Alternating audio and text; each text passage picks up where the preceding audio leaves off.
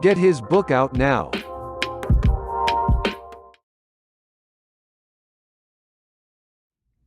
All right, you know what it is. Unique Mecca Audio back, man. Y'all want to hear the prison stories. A lot of youth been hitting me up, tell me that it's really deteriorating them from wanting to go towards, a life of crime and crime that they was doing. They thinking about backing up and they slowed up and some more things. But we need them to stop. You know what I mean? So I'm going to give them another one, man. Let me tell you how it is. This is how it go. We're going to talk about racism in the joint, man. When you go in the joint, racism is promoted from the highest level of the administration all the way down to the inmates. You know what I mean? And let me break down the difference between an inmate and a convict. An inmate does what he's told to do, and a convict does what he want to do. You understand what I'm saying? An inmate is someone that got arrested for breaking the law. A convict is someone that continuously break the law. You understand what I'm saying? And got locked up for doing it. You know what I mean? But anyway, so they push the racism when you go in there for the toppest level. Let me just take you out there to Atwater, California. I'm gonna give you a story about Atwater. I'm in Atwater in cell 128 upstairs overlooking the TV right in front of my cell. You know what I mean? I just bought this cell. Yeah, you gotta buy cells in there if you want a nice single cell plus. So, you know what I mean? You spend your money, with your stamps, that's the currency. So you might spend 20 books, 20 books is $100, it's $5 a book back then. You know what I mean? So you go buy a cell. So I buy a cell, it's right in front of this TV. So I get me a universal remote. I'm ready to do my thing and all that.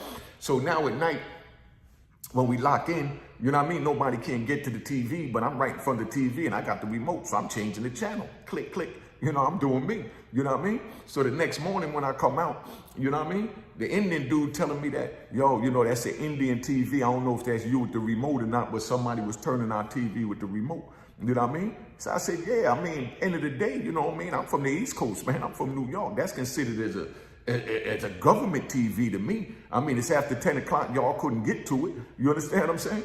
And, so it's like, yeah, but that's our TV. I said, all right, well, we're going to work it out when the doors close, being that I got the remote. You know what I mean? Y'all holler through the vent what you want to put it on. When y'all done watching what y'all watching, you holler through the vent. Let me know when you're done. Then I'll go ahead and watch mine, and I'll play by these politic rules over here in California. So now we got that all set up. But then now, a big fight jump off in another unit. You understand what I'm saying? So they come, and the Indians that was in my block, you know what I mean? Native Americans, as they call them, to be proper, not disrespect anybody. I'm just calling them Indians, that's what we call them. But they're Native Americans, you know what I mean? Because we respect everybody over here at Unique Mecca Audio. So the Indians is out there, and the ones in my unit get into it. And now when they get in it, there's no more Indians in the block, but the TV right in front of my cell. You understand what I'm saying? So now to show you how the administration promote racism, what they do is they go get some other Indians from another unit to bring them over there to take what they call the Indian cells, because every group have a certain amount of cells that they had to fight for. You know what I mean? You got the Chicago cell, you got the GD cell, you got the Crip cell, you got the Blood cell, you got the Serrano cell, you got the Border Brothers cell, you got, you know what I mean? You got the Nathaniel cell. Everybody got their own cell, but no, Nathaniel's is not allowed on that yard. You know what I mean? The administration don't put nobody there because every time they go there, they get the Serrano, something go on, so they got to keep them separated. So that's all a part of the racism that I'm talking about, how they promote it on the inside. But so now the Indians go and they come back and they bring a couple of new ones in there to hold them down. Now, can you imagine you in prison and the administration going to another unit to go bring men from another unit to come in the unit to hold down a TV that they want to designate for a Native American TV? You understand what I'm saying? So this is the type of things that they promote, man. So, they bring them over to hold it down. And, you know what I mean? That's just one way how the administration, promote it. So now, another way, when you get off the bus, the first thing they ask when you get off the bus is, what car you run with? What car? You know what I mean? What's set? Who do you roll with? I'm like, man, I roll with myself. I'm a man. And they're like, nah, everybody got to roll with somebody. And I'm like, nah, I'm a man. They said, well, you from New York, so we going to call you a New York car. So I said, nah, I ain't from New York. I'm from Virginia. I caught my case in Virginia. Well, we going to make you a dirty South car. You understand what I'm saying? I'm like, nah. They like, okay, so they just trying to find somewhere to put me. Now, the purpose of finding somewhere to put you in a car is because if something happens on the compound, let's say with the Virginia dudes, they're going to lock up everybody from Virginia. They don't have to lock up all the blacks, you know what I mean? Or go lock down the whole jail. If Virginia get into it, you know, amongst themselves, they lock up all the Virginia dudes. If Virginia get into it with, let's say, the GDs, they go lock up the GDs and they lock up the Virginia dudes. But that's how they know who to lock up. So now they're not going to go touch the New York dudes or the Chicago dudes, you know what I mean? Or you know, the Tennessee dudes. All they want is the Virginia dudes and the GDs. So that's how they separate it so they can keep it intact. So whenever you go in there, they always want to put you with something. So they use racism as a means of their control and them limiting the race, the groups. Because if you put all the blacks together and something happened, they couldn't lock, the shoe is not big enough to lock up everybody. You understand what I'm saying? It's not big enough to lock up everybody in there. You understand what I'm saying? All the blacks. So that's why they separate them by having you identify who and what you run with and represent. So if something happened with who or what you run with, you know what I mean? That represents them locking you up as a part of that. Even if you say you don't claim that, but you're always with them, that set or, you know, that clique or whatever label you want to put on it. If something happened, that's the first thing they're going to do. They're going to run and they're going to come and they're going to lock you up. You know what I mean? Just because you're affiliated with them. But they figure it's easier to do that than to sit there and lock up, you know what I mean, all the blacks. You know what I mean? Just get them from whatever geographical location, whatever set they claiming, whatever gang they claiming. We just lock up the blacks from that gang if that gang get in it or whatever. So, you know, that's how they deal with the racism, man. But now I'm going to give you a little story. I'm in Lee County. This is about 2003, 2004. I'm in Lee County. And there's a white boy there that come there, you know, like I said, no disrespect to the white boy, we'll call them Europeans. So there's a European dude there, you know what I mean? And he's all wild and he running around with his shirt off, he's working out, he's taking pictures with all the dudes, he's smoking with them, drinking with them. I mean, he's the man, everybody liking him and he's getting along real good with everybody. You understand what I'm saying? And it's this one dude I was in ADX with, you know what I mean? ADX Supermac, a little white dude from Tennessee. I ain't even gonna say his name, you know what I mean? Cause he always low key. But it's a little older white dude that I was in ADX with from Tennessee. So he would never get in the pictures with this dude. You know what I mean? He said something just ain't right about him because he's making too much noise. You understand what I'm saying? To be right. When a nigga loud like that, something going on. You understand what I'm saying? That he's trying to hide, so he's making noise to shield whatever it is that he's doing. You understand what I'm saying? Pay attention to the psychological, you know, mentality of how we have to think in the joint. So my man, he said, nah, I ain't gonna, we're just gonna call him T. So the T, you know, the older white dude, he wouldn't take no pictures with him or nothing. So now they used to always take group pictures every week. Everybody go take pictures, the DC car, the New York car, the GD car, the Blood car, the Serrano car, the G27. Everybody go out there, iron up their uniforms or iron up their sweatsuit and go take pictures. So now they take the pictures with all the white dudes and they sent it back to Leavenworth. So now when it gets to Leavenworth, somebody from Leavenworth wrote back and said that, yo, the dude in that picture, you know what I mean? He ain't right. He been, you know, he been having sex with a black dude when he was over here in Leavenworth and had a relationship with this black dude. You understand? But obviously the blacks were too strong, so the white boys didn't do nothing about him with it in Leavenworth. But the prison system is so small that traveled to follow him. You know what I mean? So they sent the letter back saying it. So it was a big argument on the yard over, you know, if he was gay or wasn't gay, if he was with a black dude or wasn't with a black dude. But you know what I mean? This is a letter and they had what they call a meeting. Whenever something happened in the prison, they have a meeting where you call your car to the yard and everybody got a voice. Of course, you got one that's the stronger voice. Like I said, like with the New York car, we always had, you know, if Lou Sims is on a compound, that's Lynch Mob, AKA, you know what I mean?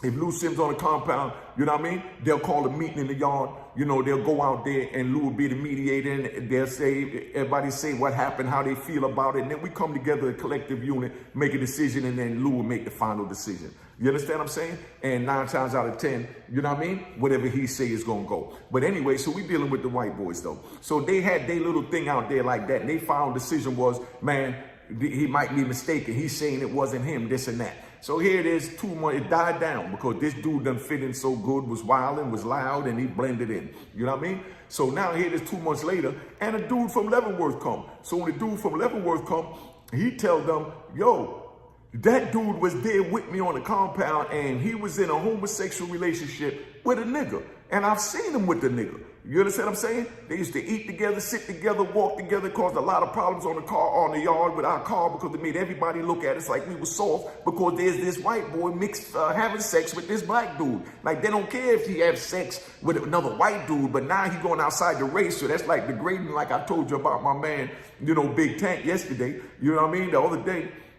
That was having sex with the white boy that called himself Princess Leia, and the white boys had to put in work. You know what I mean? Same type of scenario, different yard. But this is what I had to live with for 26 years anywhere you go. So now when a dude come and he says that this dude, the wild young boy that was wilding, that they accusing of being gay, he got a nice little strength of people around him. So now he's bucking it, saying that he wasn't gay. But the other ones that, believe the dude that they got the word from in the kite, you understand what I'm saying? Because he's a reputable dude that was in Leavenworth. So the stronger men is like, nah, he said it. Now, dude came and said it. So being that dude came on the compound for Leavenworth saying that he was, that he seen it with his own eyes, and he put it out there out of his mouth that he was gay, it was up to the white dude that they was calling gay to get his knife and stab him to defend his name and his honor that he called them gay.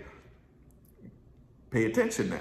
So now, he don't want to do nothing. He running around trying to talk about it and telling his homeboys what happened and this, and they lying on me, they this and that. But now the one that came in and said it was gay, now prison politics says that he have to stab him because he put it out there that he's seen it. You understand what I'm saying? So now he runs up on him, and they in the yard, and the two groups is there. The thorough dudes and then the other dudes, they just gravitated to this dude that was trying to hold him down. So the dude that come from Leavenworth, he rolls up on him and he pulls his knife out and he gets to, fighting with the dude, and then all the other white boys getting in there fighting, and then it's a big fight in the yard because they defending this dude that's accused of being homosexual, because that's their man and they believe him and he ain't no homosexual. But when they get done fighting and all this and the smoke cleared, like 15 white boys got stabbed up. You understand what I'm saying? And then sure enough, the administration now, in order to let the compound out, they come back and they go to the shoe where they got all the white dudes that done been in the fight, the ones that wasn't in the unit, ain't had nothing to do with it, but just got locked up because, like I said earlier, they was affiliated, with these white boys, Now, being that happened, they come and they tell them, look, we want to open the compound back up. We want to put y'all out. It's true. Dude was a homosexual in the other yard. They sent him over here to blend him in, hoping that nobody found out. So, you're fighting for homosexuals, so you might as well leave that alone. Let us open our compound back up and put both of y'all out. You were defending a homosexual. You know what I mean? So, of course, y'all wondering, well, why didn't the administration say that earlier to prevent all this? They didn't say that because they ain't had no way to put them, and they trying to hide the homosexuals and the hot dudes and things like that to let them blend in amongst men, because they trying to turn the whole joint into one big, rat homosexual, no disrespect. You know what I mean? Prison system, because so many people from the street is going in there that's bisexual and whatever they want to call it, bi-curious and whatever names that they put on it, that they know that this is the norm in the world. So they had to try and find somewhere to infiltrate them amongst the men that's within the prison. You understand what I'm saying? So they told them that they was fighting for homosexual and all that. So they opened it up, let it back out. So now when they all come back out, and they out there, as soon as they open up the thing, and then they decide to open the yard to let everybody go to the yard. Of course, the third dudes went and stabbed up all the dudes that was holding down the homosexual dude. You know what I mean? So they ran all of them off, because now they looked at it like, you holding down a homosexual, you a homosexual. You know what I mean? Fuck what the administration said. You a homosexual, you holding down the, a homosexual. So, the other white dudes, they wound up stabbing up all the dudes that was down with the bull after they done healed up, they done came out, and they supposed to let it go. But now, let me let you know something. When you in the prison and you give your word on anything, it's the same thing like the code on the street. Your word is your bond, and you give your life before you let your word fail. Of course, that's our 5% lessons as well. But all races and all geographical locations and ethnicities use that. If you say something out your mouth, you have to stand on it. You know what I mean? No one could control your tongue but you. They can lock you up, do what they want to do, but only you control what come out your mouth. You understand what I'm saying? So if you tell the administration nothing is going to happen, you don't violate that word. And if the administration tell you that they're going to do something, they 9 times out of 10 gonna do it unless it's an administration that don't really know how the prison politics work, and they lying to dudes, and that always cause somebody getting hurt. You know what I mean? Which is stab, bloodshed. Okay, so that's what happened with that. So now, the white boys never gave their word that they wasn't gonna do nothing to him. You know what I mean? They gave their word that they understood that the dude was gay. But the administration, they didn't think that far that they was going to jump on the ones that was running with him, because they not caught up in our world that deep to understand the prison politics of you run with a rat, you get stabbed with a rat. You run with a homosexual, you get stabbed with a homosexual. You understand what I'm saying? So they didn't think that far. All they wanted them to do was just say that it's all right to let them go, let them out, that everything is going to go back to normal as long as they transfer the homosexual. So when they let them out, all do it ran the homosexual, they stabbed them up. You know what I mean? So, you know, guilty by association. So that's how that one go, man. But, you know, they push that racism hard, man. That's it for now. This 15 minutes. I don't want to talk too long on this. I just want to give y'all a little jewel on it so you understand. But it's like crazy because they really promote this. You know what I mean? But I say all this to say that I'm talking to the youth. Don't get involved in crime. If you're doing crime, back up from it, because you'll wind up in this crazy world that I've had to survive 26 years in to deal with these crazy politics. They went as far as taking the pre-sentence report, which is considered a PSI, which is what they write down, everything they need to give your judge to sentence you. Your prosecutor write down all the bad things you did, and your lawyer got to object to whatever it is, and because that's what raised your time or whatever. Then you go in front of the judge, you argue it, and they see exactly what happened in that PSI. So the administration took the PSI out the system so that when they take it out the system, that means that nobody knows who's telling. Because the first thing you got to show when you go into the on any compound, you know, when I started the bid, was your PSI. So your PSI tells everything you did. So you can say you ain't rap, you ain't do this, you ain't do that, you ain't got no child molestation, they lying on you, whatever you want to say. But, you know, that PSI is going to have everything in it, because they're going to have your criminal history, your sexual history, you know what I mean, your history and everything in that PSI. So the BOP, Federal Bureau of Prison, they took all the PSIs out from the inmates and told us we wasn't allowed to get it, that if we needed our PSI to fight our case, we had to write our lawyer, have our lawyer send a letter, and then put a stamp on the envelope, put the PSI in the envelope in front of the case manager, who makes a copy in front of you, then put it back in your file, and then mail it out to your lawyer. But you can't have possession. They did that so that the hot dudes now, the rat dudes that's coming in, you know what I mean, that we can't pressure them to see this paperwork to see if they hot or not. So now we just got to go off their words and how slick they talk. You understand what I'm saying? But that's what they did. They took all the PSIs out the system, and they stopped us from traveling with our PSI so that we couldn't pressure each other to present our PSI. You understand? But they got computers now in there, because everything will turn to the computer age. So being that they got the computers and turn to the computer age, you got inmates that'll take somebody's name or go in there and just spend all day putting in everybody's name. Unique, you know, John Williams, Kenny Jones, Bobby Jojo, you know what I mean? And it'll show everything from their case. You know what I mean? Whatever appeal they filed, well, it'll show all the appeals they filed or whatever, and wherever their name is mentioned in another case. So that's how we still track down to see who's hot on the paperwork. But right now, what they using to check if you're hot in the paperwork is the sentencing transcript, because the sentencing transcript don't lie. That's when the judge said, I'm going to give you this amount of time because you ain't talk. I'm going to give you this amount of time because you did talk.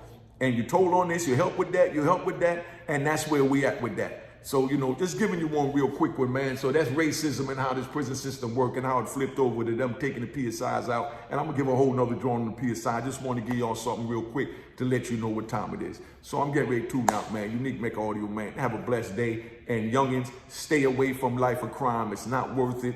I'm telling you, it wasn't worth it. I made it to the top of the food chain and had to do 26 years sitting in the federal prison. I did 5 years in a cell the size of your bathroom. We only came out for 1 hour a day for 5 days a week. If you want that for yourself, you keep doing what you're doing. But I'm telling you that I don't want that no more, and I don't want that for you. That's why I'm giving you these stories, so you see how crazy this world is.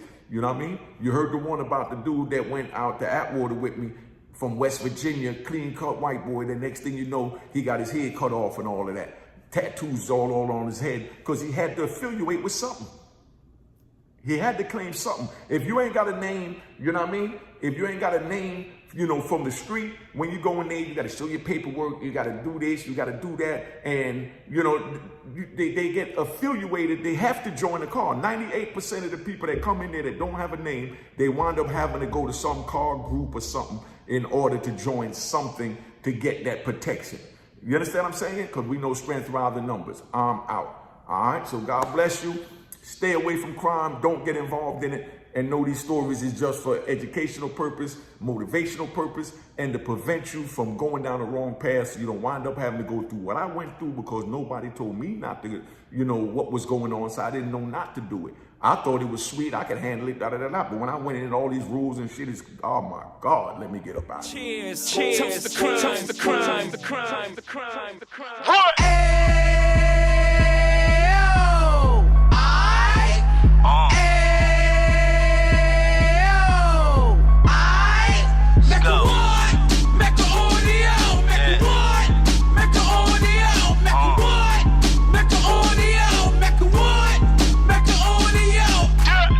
Fresh out the can of 26, yeah. He back on the strip, getting back in the mix. Yeah. What he mentions a gift. Rush. You stand up 10 toes down, and I suggest you pay attention to this. Real. Take a little gully posse and put it in Harlem. He cut from the bottom, came up from the bottom. Drop the book, you should go and get it. The Instagram page and the YouTube, you could go and visit. Yeah. Then you could consider yourself LinkedIn. Real. Sit front row and get Jews from a kingpin. How he went through it, so you ain't gotta go do it. To not pay attention would be stupid. Talking about a man that probably put your grandfather on. Probably the reason that him and your grams got along. A man that generated millions on the block, did his time, never squilling to the cops, Mecca audio.